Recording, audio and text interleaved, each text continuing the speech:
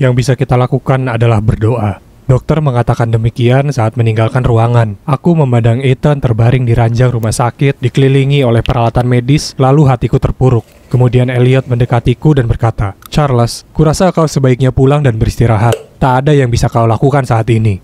Ya, Elliot benar. Sekarang aku harus lebih kuat daripada sebelumnya. Dan nyatanya, jika bukan karenanya, aku tak mungkin bisa melewati masa-masa sulit ini. Meskipun Elliot adalah anak baru di departemen kami, dengan cepat kami jadi dekat, dan aku sangat berterima kasih padanya. Aku senyum ke Elliot dan menawarkan untuk mengantarnya pulang. Lalu kemudian aku pergi menemui temanku Cooper. Dia baru saja kembali setelah hidup di luar negeri. Kami sudah berteman bertahun-tahun. Kami pertama bertemu di sebuah pesta para gay. Dia seorang biseksual dan aku gay, setidaknya selama ini. Tapi sekarang aku tak yakin. Kalian tahu, aku menyadari bahwa setiap kali aku bersama Elliot, hatiku berdebar lebih cepat daripada biasanya. Apa mungkin itu? Aku jadi terhanyut dengan pikiranku. Aku bahkan tak lihat Cooper membuka pintu. Dia melihatku dan berkata, "Bro, ada apa denganmu? Kau kelihatan seperti baru saja melihat hantu." Kukatakan padanya, aku dalam masalah besar dan aku sangat butuh sarannya. Berbaring di sofanya, kujelaskan bagaimana pacarku Ethan berada di rumah sakit. Tapi aku mulai punya perasaan terhadap seorang gadis. Cooper melihatku dengan pandangan simpati, tapi setelahnya dia cuma menyenggolku dan berkata, "Charles, selamat datang di hidupku. Tak apa punya perasaan baik terhadap pria ataupun wanita. Itu normal." Kutanyakan padanya apa yang sebaiknya kulakukan, dan dia bilang sebaiknya kudengarkan hati kecilku dan membiarkannya memutuskan. Lalu dia mengedip padaku dan minta melihat foto gadis yang membuatku jadi biseks. Kubuka ponselku dan menunjukkan padanya, dan dia terlihat kaget, matanya membesar, dan aku bertanya padanya, apa menurutnya dia juga seksi? Tapi kemudian dia mengatakan sesuatu yang membuat bulu kuduku berdiri. Dia mantanku, bro.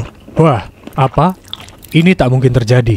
Kemudian Cooper memberitahuku bagaimana mereka dulu berpacaran dan bahkan menyiapkan tanggal pernikahan. Tapi kemudian sesuatu terjadi dan mereka putus. Ini terlalu aneh. Apa kemungkinannya? Aku ingin bertanya padanya lebih jauh, apa yang dia sukai dan kenapa mereka putus. Tapi dari raut mukanya, itu terlalu menyakitkan untuk dibahas. Apalagi, itu juga membuatku agak tak nyaman.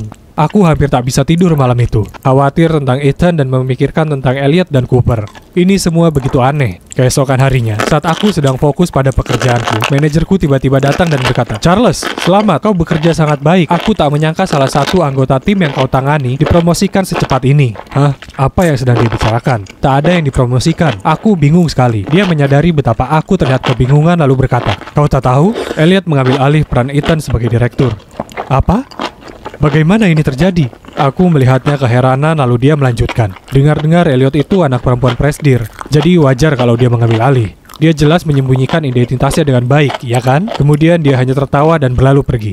Tunggu dulu. Jika Elliot adalah anak perempuan presdir, itu artinya dia ada hubungan dengan Ethan. Dia berarti saudara Ethan, ya kan? Ini tak mungkin. Dia bahkan bersikap seolah tak mengenalnya saat di rumah sakit hari itu. Dengan cepat aku berlari mencarinya dan berkata, "Hey Elliot, kenapa kau tak beritahu aku kalau kau adalah saudara Ethan? Kau tahu kalau aku dan saudaramu saling cinta. Kenapa kau sembunyikan hal ini dariku?" Elliot hanya menghela napas dan berkata, "Nah, sebenarnya aku tak ingin menyembunyikan itu darimu. Tapi orang tuaku mengutusku untuk membantu Ethan jalankan perusahaan. Aku tak punya pengalaman apapun. Jadi aku ingin semua orang memperlakukanku seperti orang baru biasa, supaya aku bisa benar-benar belajar. Itulah kenapa aku sembunyikan identitasku. Aku minta maaf." Kurasa dia lakukan hal yang benar, karena aku mendengar banyak gosip di belakangku saat aku mulai memacari Ethan. Jadi aku bersimpati padanya. Tapi sekarang ini semua jadi masuk akal. Alasan kenapa aku naksir Elliot, dia terlihat sangat mirip dengan Ethan. Mata biru tua, tulang pipi yang serupa, dan bahkan gestur yang sama. Dia juga punya alergi udang. Dan mereka berdua punya kebiasaan memutar pulpen saat mereka sedang merenung. Bagaimana bisa aku tak perhatikan ini sebelumnya? Bagaimana jika ternyata aku tak cinta Elliot? Aku hanya jatuh cinta pada kemiripannya dengan Ethan. Oke, itu membuatku merasa jauh lebih baik. Jadi Ethan lah yang kucintai. Hari berikutnya aku pergi menjenguk Ethan dengan sebuah buket besar bunga matahari kesukaannya. Saat aku berjalan menuju pintu masuk, aku melihat Cooper. "Hey, kita ketemu lagi," aku berseru. "Apa yang kau lakukan di sini?" Dia bilang padaku kalau dia membesuk mantannya yang kecelakaan. Dan kukatakan aku sedang membesuk pacarku yang juga mengalami kecelakaan. "Ayo kita jalan bareng," kataku. "Ada di ruang berapa mantanmu?" 1502, kata Cooper. "Apa kamu yakin?" Maksudku, itu adalah kamar Ethan, pikirku. Kemudian dia menyadarkanku. "Tunggu dulu, apa pacarmu bernama Ethan?" Aku bertanya, berharap bukan. "Bagaimana kau tahu itu?" Cooper berkata. "Karena Ethan adalah pacarku," sahutku. Ini sungguh sangat canggung. Bagaimana mungkin ada begitu banyak kebetulan? Aku tak percaya ini. Cooper juga kaget dan mengatakan Ethan adalah alasan kenapa dia dan Elliot putus. Dia jatuh cinta pada Ethan dan keluarga Ethan jadi sangat kecewa. Karenanya sampai mereka mengusir Ethan dari rumah. Oh, jadi itulah kenapa Ethan tak pernah membahas soal keluarganya dan menyuruhku untuk tak menanyakan mereka. Setelah kekacauan itu, sayangnya hubungan mereka tak berhasil. Jadi Cooper mengemasi barangnya dan memutuskan kuliah di luar negeri untuk memulai awal yang baru. Ya ampun, ini begitu sulit untuk dicerna. Aku tak bisa menahan diri, tak bertanya-tanya bagaimana perasaan Elliot saat dia tahu calon suaminya jatuh cinta dengan kakaknya. Cooper dan aku sama-sama syok, tapi tidak sekaget yang akan kami alami beberapa saat kemudian. Kami hendak masuk ke dalam kamar Ethan saat kami mendengar suara Elliot. Dia berbicara dengan nada jahat mengatakan, "Ethan, kau tunggu saja. Bagaimana perasaanmu saat pacarmu jatuh cinta padaku? Akan menyakitkan, kan? Akan kubuat dia meninggalkanmu dan itu pantas untukku. Setelah semua yang sudah kau lakukan padaku, ini waktunya menuai yang kau tabur." Aku mematung mendengarnya mengatakan itu. Aku menoleh ke Cooper dan dia juga sama kagetnya denganku. Tiba-tiba dia menerobos pintu dan aku menyerbu masuk mengikutinya. Elliot hampir jatuh dari kursinya karena terkejut melihat kami. Kenapa kalian berdua ada di sini?" katanya. "Hai orang asing," kata Cooper. "Ayolah Elliot, sudahi saja. Ini sudah lama berlalu. Semuanya sudah berakhir di antara kita. Relakan saja dan lanjutkan hidup." Cooper sangat marah. Tapi Elliot hanya tertawa dan berkata, "Tenangkan dirimu sendiri, Cooper. Ini bukan tentangmu. Aku tak punya perasaan lagi terhadapmu. Aku cuma ingin balas dendam ke kakakku. Kejam sekali dia mencurimu dariku dan mengacaukan hidupku seperti itu." Kemudian dengan pandangan penuh benci, dia menengok ke Ethan malang yang terbaring di sana. Aku sangat marah. Aku sadar betul apa yang Elliot sedang lakukan. Terang-terangan menggodaku untuk mencuriku dari Ethan. Teganya dia.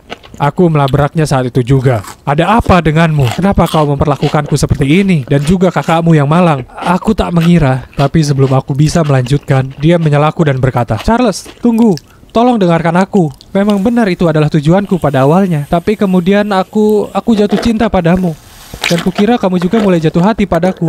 Aku minta maaf." Elliot kemudian berusaha meraih tanganku, tapi aku merasa jijik. Kudorong dia menjauh dan berkata, "Menyingkirlah dariku. Aku tak mau melihatmu lagi." Elliot mulai menangis, tapi aku terlalu jengkel untuk diganggu. Aku sangat terkejut dia mau melakukan ini. Aku juga kecewa pada diriku sendiri karena jatuh ke dalam perangkapnya. Kasihan Ethan, dia tak pantas menerima semua ini. Aku menatapnya terbaring di ranjang rumah sakit itu. Bagaimana jika dia tahu? Aku terus menatapnya dan aku bersumpah aku melihat jemarinya bergerak.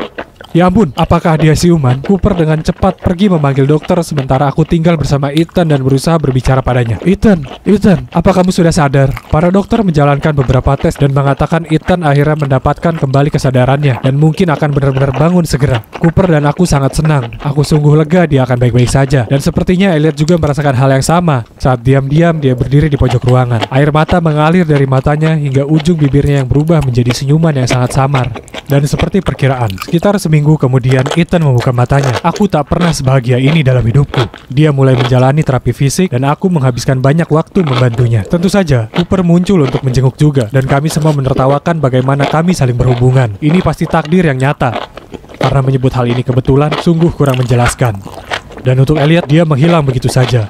Tapi kemudian beberapa hari berikutnya, saat aku, Ethan, dan Cooper ngobrol bareng di rumah sakit, sebuah email muncul di ponselku. Itu adalah Elliot, dan dia mengatakan dia sangat menyesal atas apa yang diperbuatnya, dan bahwa dia hanya berharap Ethan dan aku bisa memaafkannya. Dia kemudian mengatakan dia mendoakan kebahagiaan kami. Kuceritakan pada Ethan dan Cooper berita baik ini, dan kami semua begitu lega.